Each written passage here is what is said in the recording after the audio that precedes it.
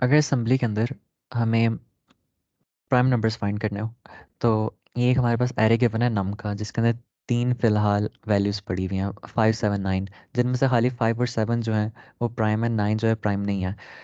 तो prime numbers के लिए सबसे पहले क्योंकि एरे आ गया तो इसका मतलब एक तो लूप लगेगा ना। तो सबसे पहले मूव कर लिया सी एल के अंदर 3, क्योंकि तीन वैल्यूज़ हैं एरे के अंदर।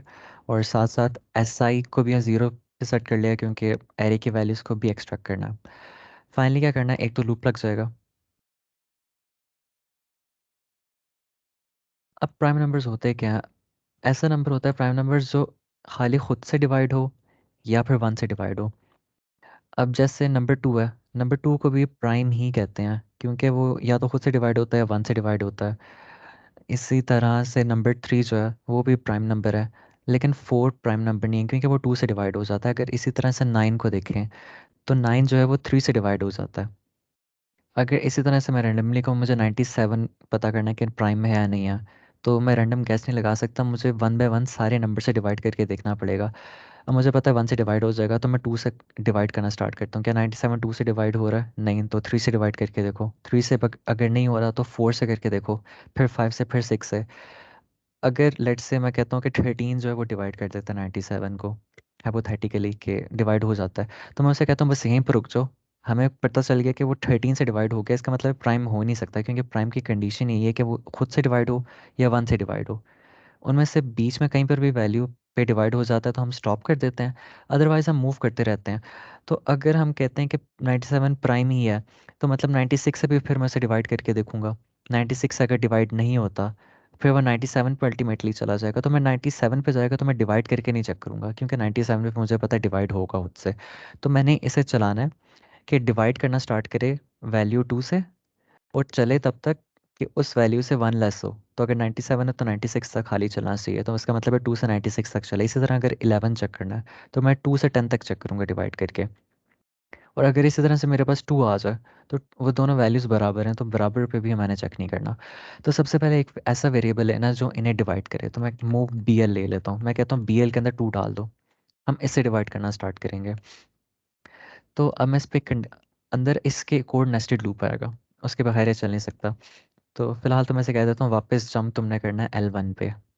अभी कंडीशन इसके अंदर डालते हैं। तो स्टॉपिंग कंडीशन सबसे पहले सोचते हैं क्या होगी। स्टॉपिंग कंडीशन ये है कि अगर पी एल की वैल्यू जो है हमारी किसी वैल्यू के बराबर आ जाती है, क्योंकि हम पहले नंबर 5 को देखेंगे, तो हम पहले देखेंगे क्या अभी जो बी एल की वैल्यू है वो 5 के बराबर तो नहीं आ गई। आ गई है तो एग्जिट कर दो, क्योंकि इसका मतलब है आखिरी कंडीशन तक पहुंच गया ना। अगर आखिरी कंडीशन तक पहुंच जाए तो इसका मतलब है नंबर किसी नंबर से डिवाइड नहीं हुआ उस रेंज के बीच, तो हम आराम से एग्जिट कर सकते हैं। तो सबसे पहले मैं कहता हूँ कंपेयर करो बी एल को नम प्लस एस आई से।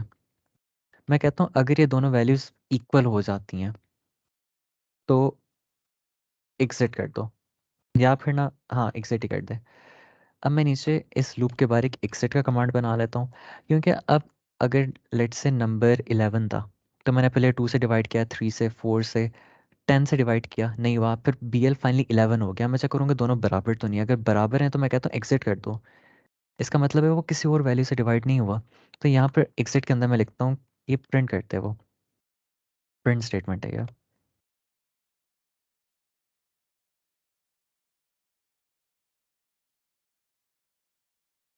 टीएल के अंदर मैंने मूव कर दिया नम प्लस एस आई,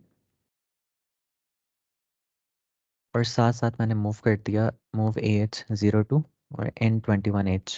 अगर कोई एडजस्टमेंट चाहिए हो तो एंड में देख लेंगे। अच्छा, एक तो ये कंडीशन होगी। दूसरी क्या कंडीशन है? दूसरी ये कंडीशन है कि अब हमने इस नंबर को डिवाइड करके देखना है, लेकिन अगर मैं इस नंबर को डायरेक्टली डिवाइड कर दूं तो ये 5 से कुछ और ही बन जाएगा। अब ये भी नहीं चाहते, हम चाहते हैं किसी टेम्परेरी वेरिएबल में वैल्यू चले जाए। तो मैं कहता हूँ मूव ए एल के अंदर करा दो जो भी नम प्लस एस आई की वैल्यू है, ताकि हम डिवाइड करके देख सकें आंसर सही आ रहे हैं या नहीं आ रहा। वैसे भी डिवाइड जो अल्टीमेटली ए एल पे इफेक्ट करता है। अब क्योंकि डिवाइड कराना है तो ए एच भी रीसेट करना पड़ेगा। और फाइनली अब कराते हैं डिवाइड किससे? बी एल से, क्योंकि बी एल डिवाइड के लिए हम यूज़ कर रहे हैं। तो यहाँ पर हम कर रहे हैं कॉपी वैल्यू ऑफ एरे, ठीक है। फाइनली हमने डिवाइड कर लिया बी एल से। अब यहाँ पर ये होगा कि अब कंपेयर करना। अगर कोई नंबर डिवाइड हो जाता है तो इसका मतलब है रिमाइंडर ज़ीरो आ जाता। अगर रिमाइंडर ज़ीरो नहीं आया इसका मतलब है ठीक है, हमारी कंडीशन ट्रू है, क्योंकि हमारा मेन एम ये है कि डिवाइड नहीं होना चाहिए नंबर। तो मैं कंपेयर करता हूँ क्या ए ज़ीरो है। इसका मतलब है अगर डिवाइड हो गया नंबर, अगर डिवाइड हो गया तो फिर मुझे आगे प्रोसेस करने का तुक नहीं बनता, क्योंकि नंबर जो है प्राइम नहीं रहा, क्योंकि वो डिवाइड हो गया किसी ऐसी वैल्यू से जिससे उसे नहीं होना चाहिए था। तो मैं कहता हूँ जंप कर दे। अगर इसके बराबर आ जाता तो मैं कहता हूँ एक ई पे एग्जिट, सॉरी ई पे जंप कर दे। तो यहाँ पे मैंने एक ई बना लिया। इसी तरह अगर ये कंडीशन ट्रू नहीं होती तो मैं आगे कहता हूँ इंक्रीमेंट कर लो बीएल को, क्योंकि बीएल की वैल्यू हम इंक्रीज करके देखते जाएंगे ना। अगर 11 से डिवाइड करें तो पहले 2 से डिवाइड करें, फिर 3 से, फिर 4 से, तो बीएल इंक्रीज होता जाए। और फाइनली क्या होना चाहिए, अभी जब ये सारा लूप टर्मिनेट हो गया, मतलब ये लूप चेक करने के लिए कि क्या नंबर प्राइम है या नहीं है, अगर नहीं है तो एग्जिट पे आ जाएगा, अदरवाइज ई पे आ जाएगा। ई का क्या काम है, ई जो फाइनली बस इंक्रीमेंट करता है एसआई को, क्योंकि अब नेक्स्ट वैल्यू को भी तो चेक करना है। तो अगर अब इससे मैं प्रिंट करके देखूँ, सॉरी ये L2 होगा, तो इसने क्लॉवर दिया, इसका मतलब एडजस्टमेंट इशू है। तो यहाँ पर मैं कर देता हूँ एड डी एल पेटी एच। तो आंसर्स ने 5 7 दे दिया, इट मीन्स राइट है। इसी तरह अगर मैं यहाँ पर 1 दे देता हूँ, 2 और 3 दे देता हूँ, एरे का साइज 6 होना चाहिए। इनमें से प्राइम नंबर्स 1 भी है, 2 भी है, 3 भी है, और 5 और 7 तो है ही। तो देखते हैं क्या सही देगा। ओके, ये कहीं ना कहीं कॉट हो गया इसके अंदर,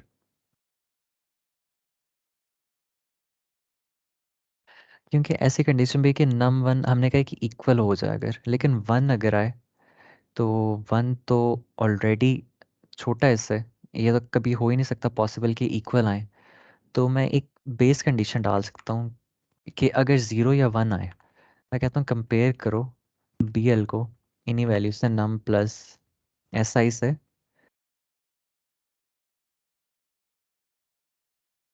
या फिर मैं डायरेक्टली ये कह देता हूँ कि कंपेयर करो नम प्लस एस आई को ज़ीरो से। देखते हैं अगर ये सही चल रहा है तो वैसे रजिस्टर के अंदर मूव करना पड़ेगा। अगर ये इक्वल आ जाता है तो इसका मतलब है वो नंबर प्राइम ही है, या फिर मैं सपोज कर सकता हूँ प्राइम नहीं है, या अपने ऊपर कंडीशन है, ऊपर हम मेंशन कर सकते हैं कमेंट में कि इन्हें प्राइम कंसिडर कर रहा हूँ या नहीं कर रहा। तो अगर मैं ज़ीरो को प्राइम कंसिडर कर रहा हूँ तो मैं कहता हूँ एग्जिट पे जंप कर दो। इसी तरह सेकंड कंडीशन ये, या फिर मैं डायरेक्टली से कह देता हूँ कि अगर यहाँ पर 2 लिख देता हूँ, मैं कहता हूँ अगर जंप लेस है, 2 से नीचे नीचे का कोई नंबर है तो डायरेक्ट एग्जिट पे चले जाओ, मतलब प्रिंट करा दो। ये भी पॉसिबल है। तो अब इसने वो वैल्यूज़ दे दी हैं, तो ये बेस कंडीशन की वजह से भी कभी मिस्टेक हो जाती है। इसी तरह अगर मैं यहाँ पर और कोई वैल्यू डालूँ, अगर मैं 7 दोबारा से डाल देता हूँ, क्योंकि 2 नंबर डिजिट नंबर हमने नहीं किया हुआ है अभी इसमें। अच्छा, एक तो लूप कम था, तो एक तो लूप एक्सीड कर देंगे क्योंकि वैल्यू एक्स्ट्रा डाली है। तो अब ये सारी प्राइम नंबर की वैल्यूज़ दे रहा है। अगर इसी तरह से कंडीशन ये होती कि ये सारा काम कराना है लेकिन मैक्रो के अंदर कराना है, तो मैं सिंपली ये करता, यहाँ पर एक मैक्रो बना लेता। मैं कहता हूँ प्राइम, ठीक है, आगे मैक्रो। मैं कहता हूँ कोई वेरिएबल आ रहा है, यस एक वेरिएबल आ रहा है नम का। तो ये सारा मैं इंडेंट कर देता हूँ, ठीक है, टैब दबा दिया, तो ये सारा इसे मैक्रो का पार्ट कंसिडर कर रहा हूँ। फाइनली नीचे एंड एम, और मैंने क्या करना है, प्राइम को कॉल करना है। और मैंने इसके अंदर वैसे तो नम पास ना भी कराऊँ तो इट्स फाइन, क्योंकि नम डायरेक्टली यहाँ से लिंक्ड है। अगर करा भी देता हूँ तो फ़र्क नहीं पड़ता, तो मैं यहाँ से डायरेक्टली कहता हूँ नम पास करा दो। तो देखते हैं आंसर सही आ रहे हैं या नहीं। तो आंसर सही आ रहा है, थोड़ी वैल्यू चेंज करके देखता हूँ। यहाँ पर अगर मैं 1 डाल देता हूँ तो ठीक है, आंसर सही दे रहा है। इसका मतलब है मैक्रो हमारा परफेक्टली फाइन काम कर रहा है। अगर इसी तरह से वो कहते हैं कि मैक्रो नहीं, मैक्रो की जगह हम वो यूज़ करना चाहते हैं प्रोसीजर। तो एक तो सबसे पहले मैं इसे प्रोसीजर कर लेता, प्राइम प्रॉक, और ऊपर मैं यहाँ पर इसे कॉल भी करता और नीचे एंड एम की जगह एंड पी कर देता। यहाँ से एक कंडीशन रिमूव हो गई, कोड एग्जैक्टली सेम है, मुझे कुछ नहीं करने की ज़रूरत। बस मैंने यहाँ पर सिंपली करना है कि कॉल कर दे प्राइम को। अब क्योंकि प्राइम कॉल हो चुका है तो उसके बाद मैं कहता हूँ जंप कर दो समथिंग लेट्स से जे पे, ताकि ये दोबारा से रन ना हो। तो फिलहाल के लिए कमेंट करके देख लेते हैं, अगर ये सही चल गया तो सही है, वरना ये वाली कंडीशन ओके कर देंगे। ठीक है, सही चल रहा है, जंप की ज़रूरत नहीं है। हमने जैसे ही कॉल किया प्राइम को तो इसने ये आंसर रन कर दिया। तो वैल्यू मैं कोई और चेंज करके देखता हूँ, यहाँ पर मैं 3 डाल देता हूँ, तो देखते हैं आंसर सही है या नहीं। ठीक है, वैल्यू चेंज की है लेकिन आंसर वो सही दे रहा है। इट मीन्स कि प्रॉक भी सही चल रहा है और मैक्रो भी सही चल रहा है।